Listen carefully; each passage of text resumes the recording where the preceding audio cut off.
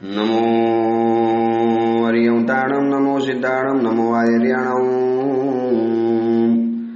नमो वज्रायणं नमो लोये सव्वसावणं ऐसो पंच नमुकारो सव्वपावपणासणो मंगलाहारणं दशवेशी बडमम वै मंगलम् मंगलम भगवान वीरो मंगलम गौतम प्रभु मंगलम तुलभद्राद्या जैन धर्मोस्तु मंगलम। प्रवचनનો વિષય છે એક નારી કભી ન હારી।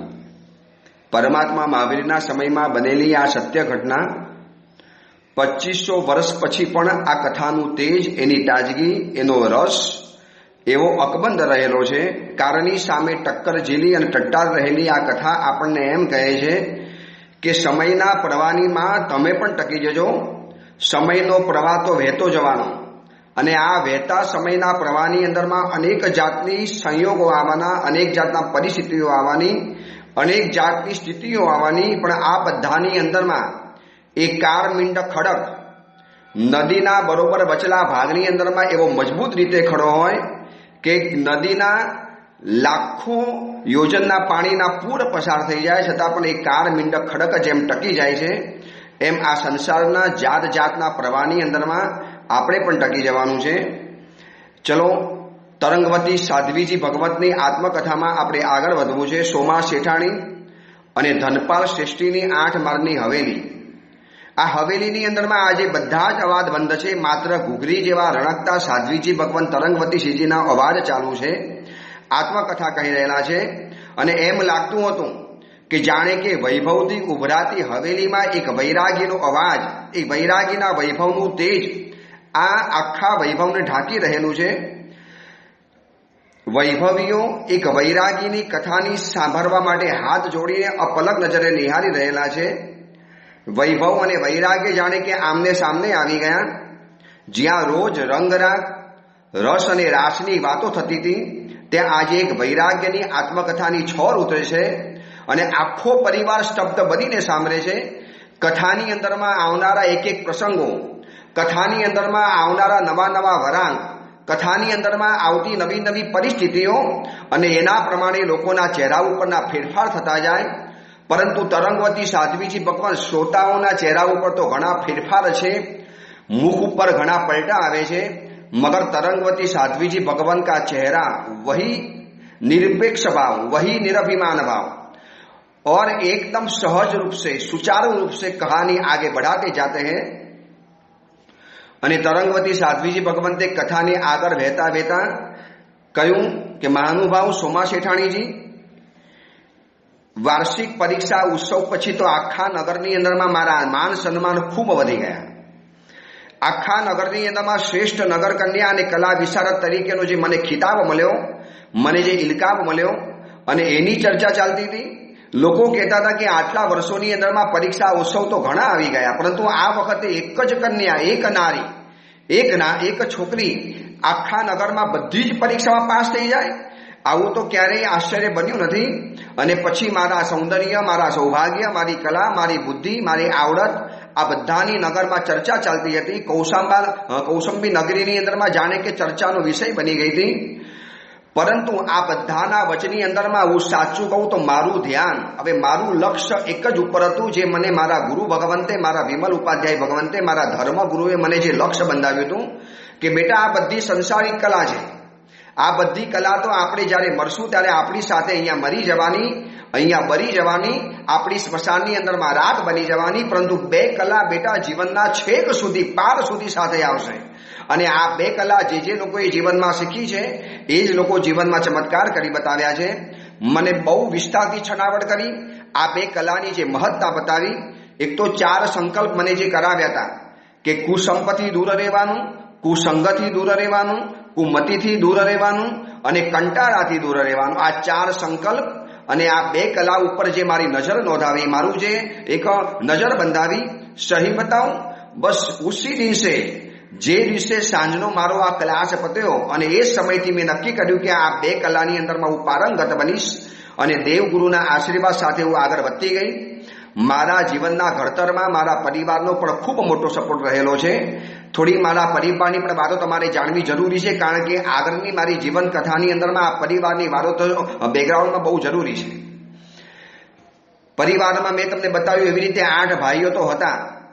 સ્નેહાધીન માતા પિતા, પ્રેમથી ભરપૂર માતા પિતા, અને મારા આદેશની રાહ જોઈને બેઠા હોય એવો મારો સેવક વર્ગ હતો.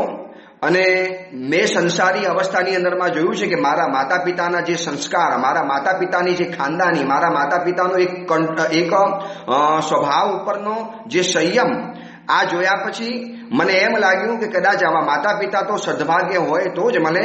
મેં ક્યારે પણ મારી માને પિતાજીની સામે ઊંચા અવાજે વાત કરતી ક્યારે જોઈ નથી. અને મારા પિતાજીને ક્યારે મારી માને ઉતારી પાડતા, તને તો કાંઈ ખબર ના પડે, તારામાં તો અક્કલ નથી, તું આવી ના આવી રહી, મેં તને કેટલી વાર કીધું, કોઈ દિવસ મેં આવા શબ્દો ક્યારે સાંભળ્યા નથી. સમસ્યા તો કદાચ એ બેના જીવનમાં આવતી પણ હશે. અને એક વાત સમજી રાખો, 2 વ્યક્તિ જ્યાં ભેગી થાય, જ્યાં ડબલ થાય ત્યાં ટ્રબલ આવ્યા વગર ન રહે. પરંતુ તરંગવતી સાધ્વીજી ભગવાન સોમા શેઠાણીના પરિવારને કહે છે કે મેં મારા પિતાને ક્યારે ઉગ્ર અવાજે, ક્યારે ઊંચા અવાજે મારી મા સાથે ક્યારે વાત કરતા નથી જોયા, અથવા તો મારી માતાએ ક્યારે મારા પિતાનું અપમાન કર્યું હોય. કદાચ ઠીક છે, લગ્ન વ્યવસ્થા એમની પણ હતી, 2 માણસો હતા, 2 દિલ હતા, 2 હૃદય હતા, 2 મન હતા. તો 2 મન હોય ત્યાં આગળ 2 મતભેદ આવે, 2 વિચારો આવે, વિચારભેદ આવે. પરંતુ વિચારભેદ છે ને વ્યક્ત એવી રીતે કરતા હશે કે જેથી અમારા 8 ભાઈઓ ઉપર અને મારી ઉપર કોઈ પણ જાતના ખરાબ સંસ્કાર ન પડે. આખો પરિવારને મેં છે ને કાયમ માટે સ્નેહ અને પ્રેમથી ભરપૂર જોયો છે. મારા 8 ભાઈઓને ક્યારે મારી ઈર્ષા પણ નથી થઈ. મારા આટલા બધા માન સન્માન, અરે મારા મોટો ભાઈ તો કેટલી મારી મોટી ઉંમરનો ગેપ તો રહેલો હતો, બહુ ઉંમરનું અંતર રહેલું હતું. આ વચની કથાની અંદરમાં હું ક્યારેક ઇંગ્લિશ શબ્દ બોલું છું તો ઘણાને એમ થાય કે તરંગવતી સાધ્વી ભગવાનને ઇંગ્લિશ ક્યાં આવડતું હતું, એ સમયમાં ઇંગ્લિશ ભાષા ક્યાં હતી. પરંતુ ઇંગ્લિશ એટલા માટે બોલું છું કે કેટલાક શબ્દો છે ને, કેટલાક શબ્દો આજની જનરેશનને, આજના મોટાઓને પણ ખબર નથી પડતી. અને ઘણા માતા પિતાના સમાચાર મારી પાસે આવે કે મહારાજજી, અમારા યુવાન દીકરા દીકરીઓ પણ આ કથાને બહુ પ્રેમથી અને રસથી સાંભળે છે, તો એ લોકોને ખબર પડે એવા કેટલાક શબ્દો સાથે સાથે બોલજો. એટલે જેટલા ઇંગ્લિશ શબ્દ બોલું એ તમારે મારા સમજવાના, અને એમ નહીં માનવાનું કે આ શબ્દો તરંગવતી સાધ્વીજી ભગવાન બોલે છે. ચલો કથામાં આપણે આગળ વધીએ. તરંગવતી સાધ્વીજી ભગવાન પોતાના પરિવારની આખી એક કથા બતાવે છે, પરિવારનું એક બેકગ્રાઉન્ડ બતાવે છે. અને એક સમજી રાખજો, પરિવારનું બેકગ્રાઉન્ડ જેના જીવનમાં સારું નહીં હોય, અરે એની પાસે બીજું ગમે એટલું સારું હશે, દુનિયાનું સર્વ સુખ છે, બધું જ સુખ છે, પરંતુ જો ઘરની અંદરમાં રહેલું સુખ નથી ને, હું ઘણા લોકોને કહું છું કે વિશ્વ વિજેતા ચક્રવર્તી બાદશાહને દુનિયાનું સુખ મળ્યું, પરંતુ જો પરિવારનું સુખ નથી મળ્યું તો માની લેવાનું કે એને વિશ્વનો બેતાજ બાદશાહ બની ગયો. શું કરવાનું હતું? પરંતુ એક નાનકડું ઝૂંપડું છે, ઝૂંપડાની બહાર જેનું કોઈ સામ્રાજ્ય નથી, કોઈ પણ રાજ નથી, પરંતુ ભરે ખાવા માટે લુખ્ખો એક ટુકડો છે, રોટલાનો ટુકડો છે, ઘી વગરનો ટુકડો છે, નથી મીઠાઈ ખાવા માટે, એક ખાલી રોટલો અને મરચું ખાય છે. પણ પતિ પત્ની સામે પ્રેમથી બેસે, 2 નાના દીકરાઓ સામેથી બેસે અને પ્રેમથી હસતા ખેલતા છે ને સૂકો રોટલો ખાય. તો ઘણી વાર એવું થાય કે શ્રીમંતોની હવેલીની અંદરમાં ઝઘડીને મીઠાઈ ખાવા કરતા આવા ઝૂંપડાની અંદરમાં લુખ્ખો સૂકો રોટલો મરચાની સાથે હસીને ખાવો એ વધારે સારો લાગે. અને તરંગવતી સાધ્વીજી ભગવાન પોતાના માતા પિતાના પરિવારનું જે વર્ણન કરે છે કે મારો પરિવાર એટલો પ્રેમાધીન હતો, અમને 8 ભાઈઓને માત્ર નકરો પ્રેમ જ મળ્યો છે. કોઈ જગ્યાએ જાણે કે ઈર્ષા, જેલસી કે દ્વેષ કરવાની વાત અને ગુસ્સો કરવાની વાત નહીં, પરસ્પર એકબીજાને ખટપટ કરવાની વાત અને ઉતારી પાડવાની વાત નહીં. આજે સંયુક્ત પરિવારમાં લોકો ભેગા રહેતા તો હશે, પરંતુ કેટલીક ખટપટ, એકબીજાને નીચા ઉતારવું, નીચા બતાડવું, એકબીજાથી વધારે ચડિયાતા સાબિત થવું, અને આ બધાની અંદરમાં એટલા કાવા દાવા કરવા, સ્વાર્થ પછું રમતો રમવી, નો, અમારા પરિવારની અંદરમાં આવી કોઈ પણ બાબત હતી નહીં. અને મારા પિતાનો છે ને આખા પરિવાર ઉપર જબરજસ્ત એક પ્રભાવ પડતો હતો. મારા પિતાનો આદેશ એટલે મારા ઘરની અંદરમાં બધાએ માન્ય રાખવો પડે. આમ પિતાજી બહુ પ્રેમાળ, પરંતુ છે ને કેટલીક બાબતોમાં અમે 8 ભાઈ બહેનોને અને મને અને અમારા આખા પરિવારને એક નિયમ બનાવી નાખ્યો હતો. રોજ સવારના પોરમાં મારે ઉઠવાનું, અને મારા ધર્મગુરુ વિમલમતી ઉપાધ્યાયે મને જે પતિક્રમણ અને સામાયિકની જે વાતો બતાવી હતી, રોજ પતિક્રમણ કરતું હતી સવારના. બરોબર સવારના ઉઠું, 8માં મારેથી ઉઠી અને નીચે આવું, મારા માતા પિતાને પગે લાગું અને મારા 8 મોટા ભાઈને હું હાથ જોડતી હતી, પ્રણામ કહેતી હતી. ભલે પૂરો દિવસ ધીંગા મસ્તી કરતા હતા, ભલે પૂરો દિવસ અમે એકબીજાને છે ને કદાચ મારામારીમાં કરતા હતા, પ્રેમથી રમતા હતા, પરંતુ મને મારા વિમલપતિ ઉપાધ્યાય ભગવંતે કીધું કે તારા મોટા ભાઈઓ પણ છે ને તારા પિતાજી જેવા કહેવાય. મોટા ભાઈઓ 8 ભાઈઓ હતા, બધાને હું પગે લાગતી હતી. હું એમને પ્રણામ કરું, મારા મોટા ભાઈઓ પણ મને પ્રણામ કરે.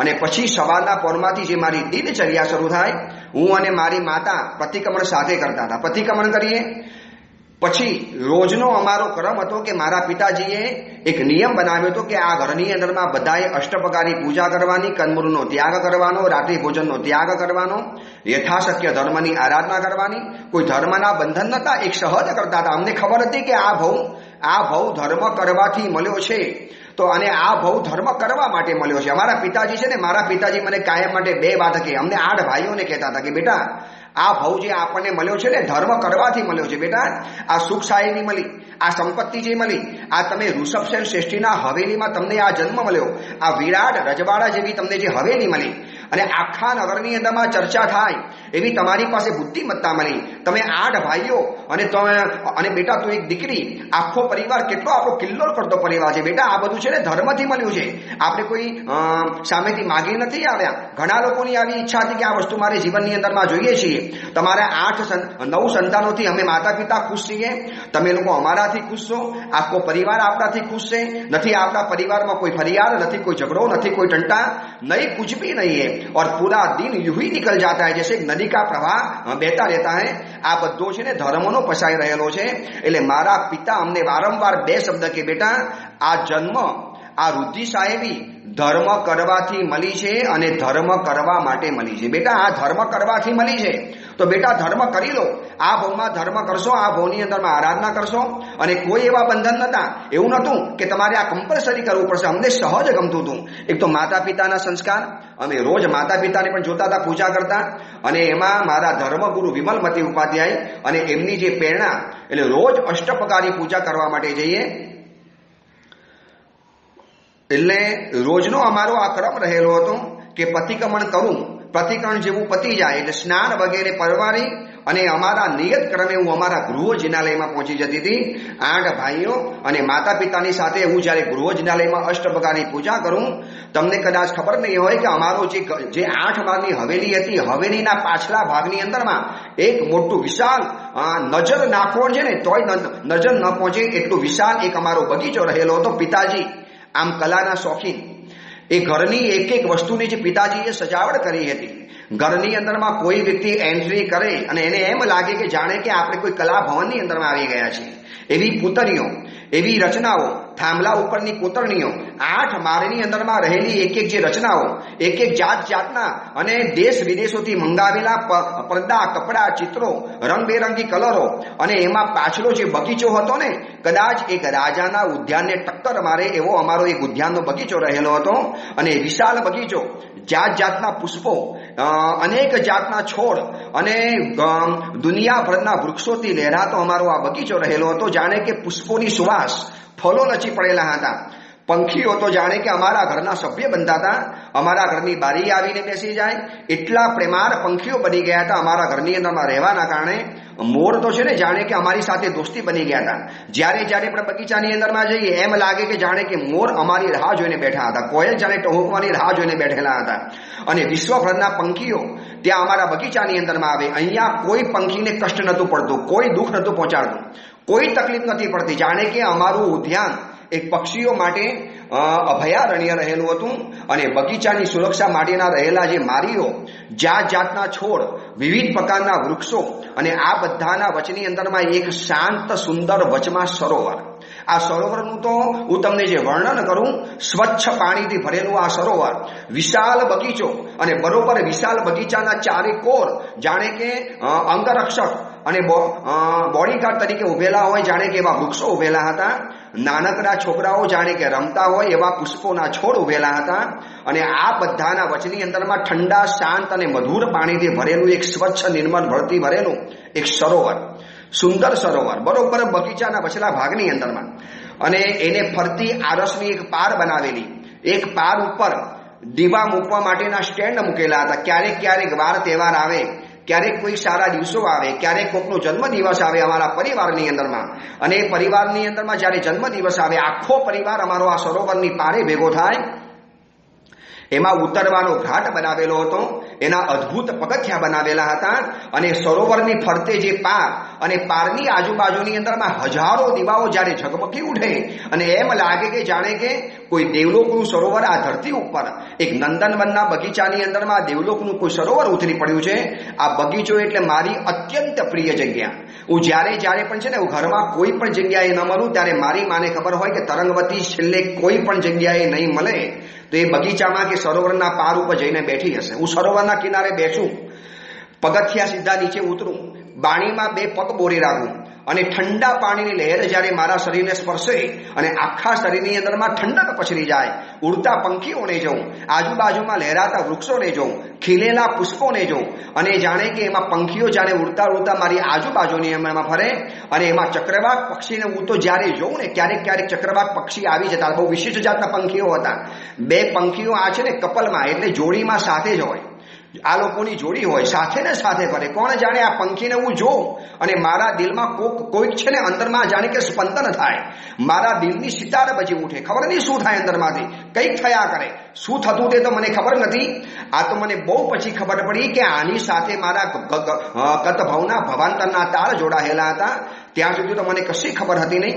પરંતુ આ સરોવરની અંદરમાં નિર્મળ ભળતી સરોવર, પાણીથી લહેરાતું આ સરોવર, અને એ સરોવરની આ બાજુ જમણા ભાગના એક ખૂણાના ભાગની અંદરમાં પરમાત્માનું 2 નમૂન મારા પિતાજી એક અદ્ભુત જિનાલય બનાવ્યું હતું. વિશ્વના શ્રેષ્ઠ શિલ્પીઓને બોલાવીને કીધું હતું કે તમારી જેટલી પણ કલા હોય ને આ બધી કલા અહીંયા નીચે ઠાલવી દો, પૈસાની ચિંતા નહીં કરતા. એવી કોતરણી બનવી જોઈએ, એવી અદ્ભુત કલાગીરી થવી જોઈએ કે દેવલોકનું વિમાન પણ એની સામે ઝાંખું પડી જાય. અને મારા પિતાજીએ પાણીની જેમ પૈસા વહાવી અને એક અદ્ભુત જિનાલય બનાવ્યું હતું. અને એ જિનાલયની અંદરમાં રત્નમય બિંબ ભરાવ્યું હતું, જેમનું નામ હતું આદિનાથ પરમાત્મા. એક શાંત સુધારસ વહેતી આદિનાથ પરમાત્માની પ્રતિમા. એમની આંખોમાંથી વહેતો જે કરુણાનો પ્રવાહ મને મારા વિમલમતી ઉપાધ્યાય ભગવંતે અરિહંતનું જે સ્વરૂપ બતાવ્યું હતું, પરમાત્માના 34 અતિશયો સમજાવ્યા હતા, પરમાત્માની વાણીના જે 35 ગુણો બતાવ્યા હતા, અરિહંત પરમાત્માની 10 વિશેષતાઓ બતાવી હતી, અને અરિહંતનું આખું જે સ્વરૂપ મને બતાવ્યું હતું, અરિહંત પરમાત્માનો જે ઉપકાર બતાવ્યો હતો. નિગોધની એમાંથી નીકળ્યા પછી આપણે અહીં સુધી પહોંચ્યા, એમાં ડગલે ને પગલે અરિહંત પરમાત્માના જે અનરાધાર ઉપકારો હતા, આ બધાની જે વાતો બતાવી હતી.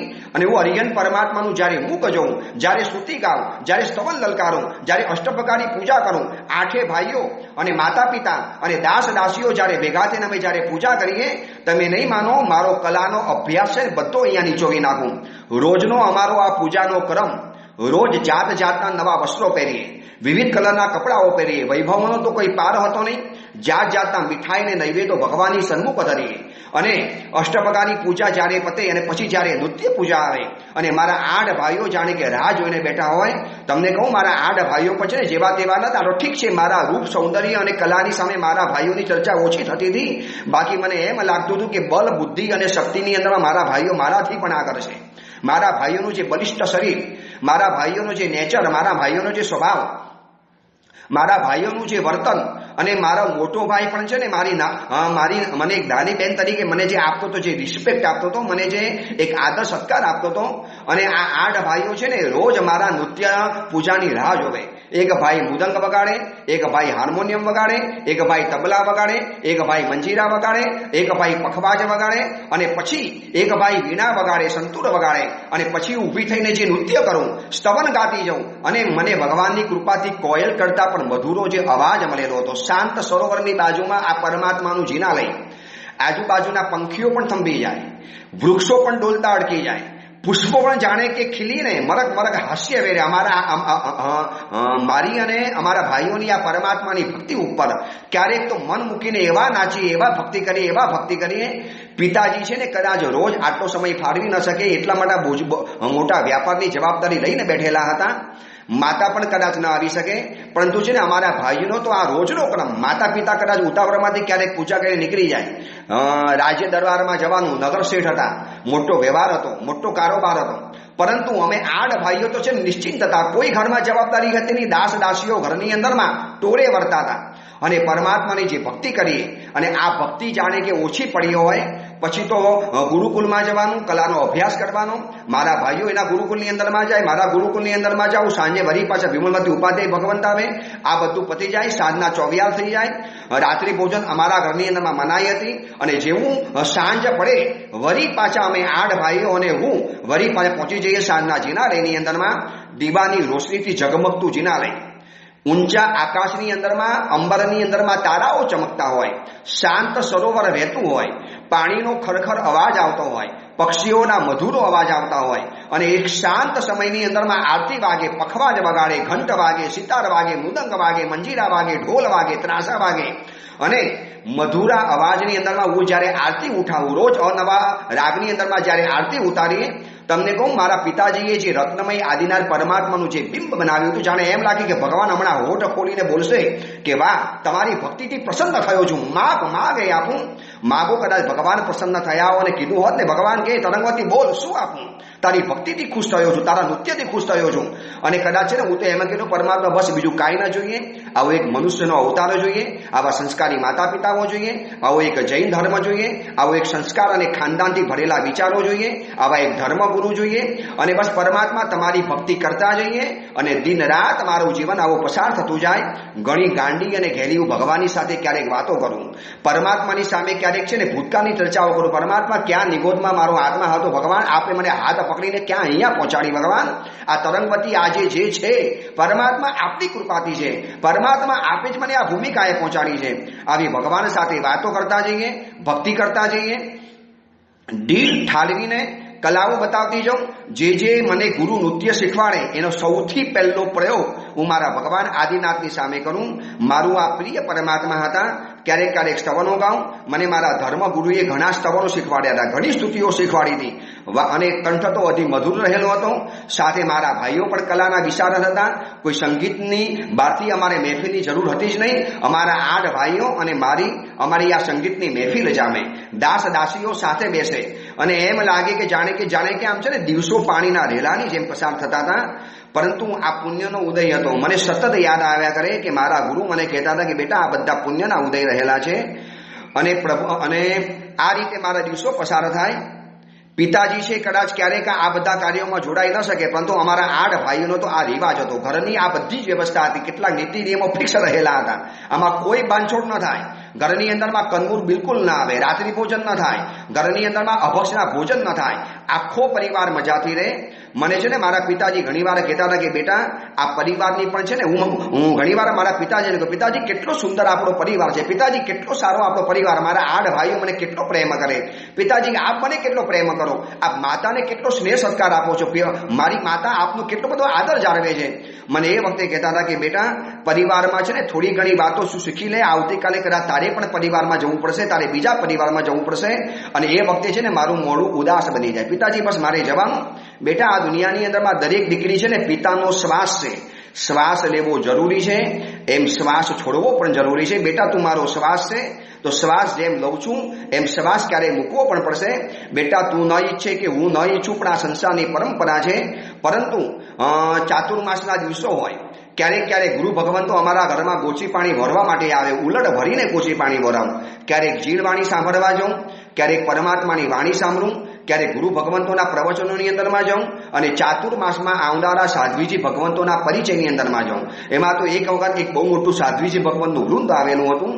આ આખી કથાનો પ્રવાહ સોમા શેઠાણીને તરંગવતી સાધ્વીજી ભગવાન કહે છે કે કઈ રીતે મારા જીવનનું ઘડતર થયું. તમે પૂછો છો ને કે સોમા શેઠાણી કે આપ આટલા બધા સંયમી કેવી રીતે બન્યા, આટલા રૂપના ભૂગવતા સાગરને આપ કંટ્રોલમાં કેવી રીતે કરી શકો છો, આપ એને સંયમમાં કેવી રીતે રાખી શકો છો, આપ આટલા રૂપના સાગરમાં ડૂબી કેમ ના ગયા. બસ એ ડૂબવાનું કારણ એક જ કે મને મારો પરિવાર, મારા 8 ભાઈઓ અને મારા માતા પિતાના સંસ્કાર અને વિમલમતી ઉપાધ્યાય ભગવંતોની જે સમજણ, મને એમને જે સમજણ આપી અને મારા કલાગુરુએ મારી અંદરમાં દિલ ઠાલવીને જે કલાઓ ભરી, મને જે શિક્ષણ આપ્યું, બસ આ બધાના કારણે તરંગવતી બચી ગઈ છે.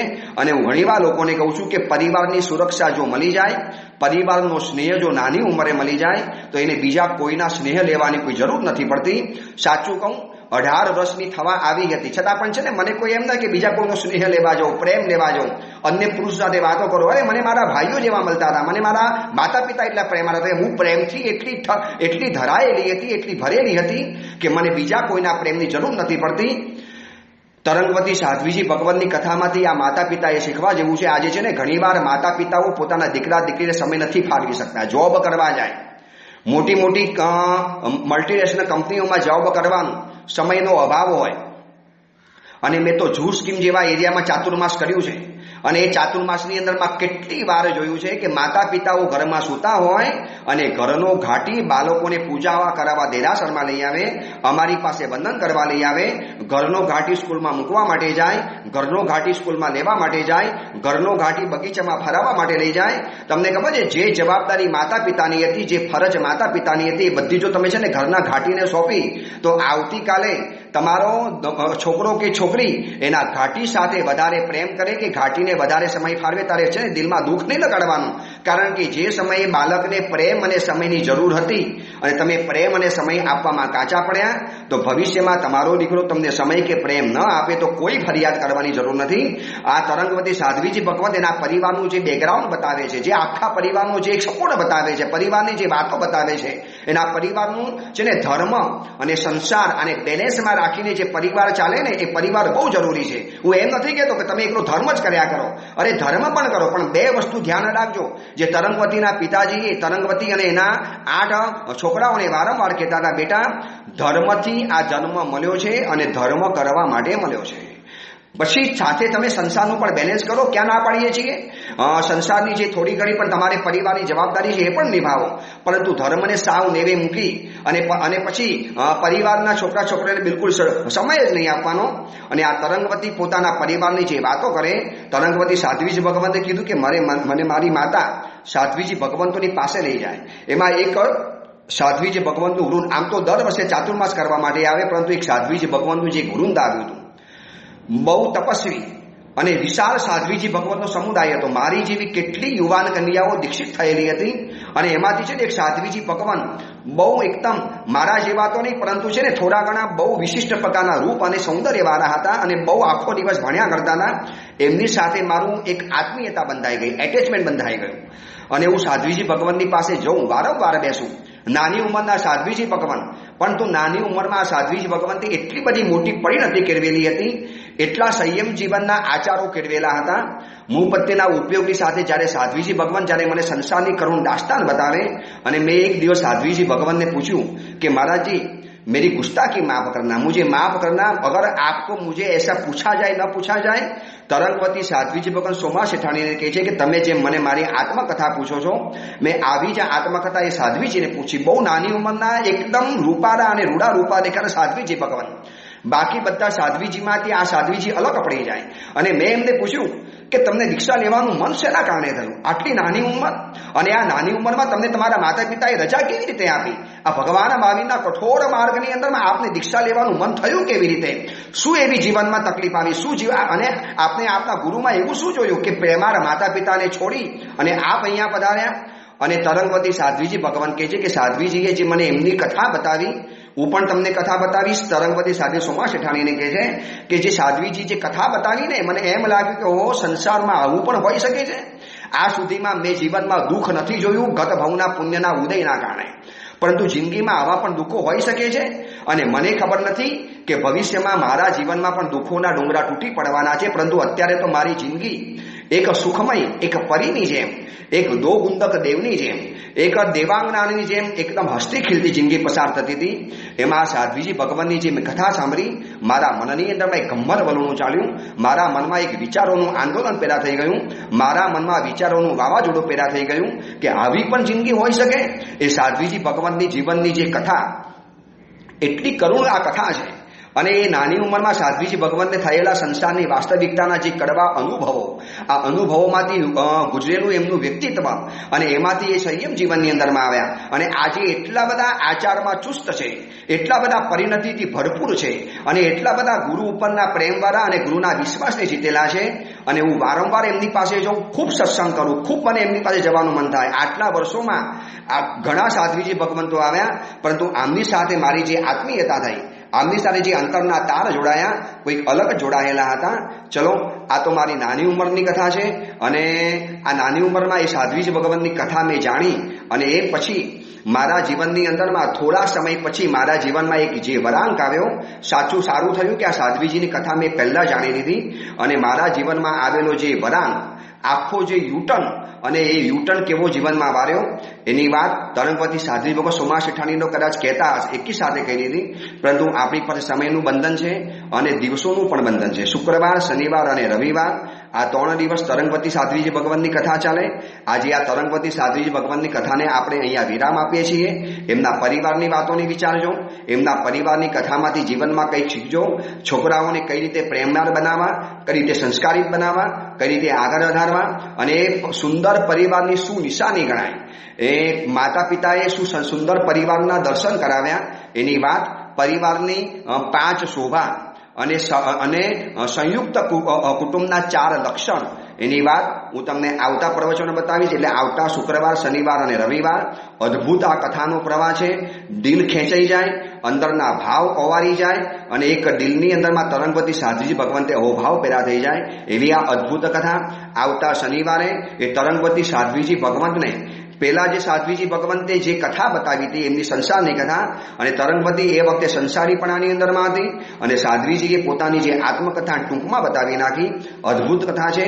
એ વાત આપણે આવતા શુક્રવારે જોઈશું. એ જ મંગલ કામના. જીનાગના કંઈ પણ બોલાયું હોય તો મિચ્છામી.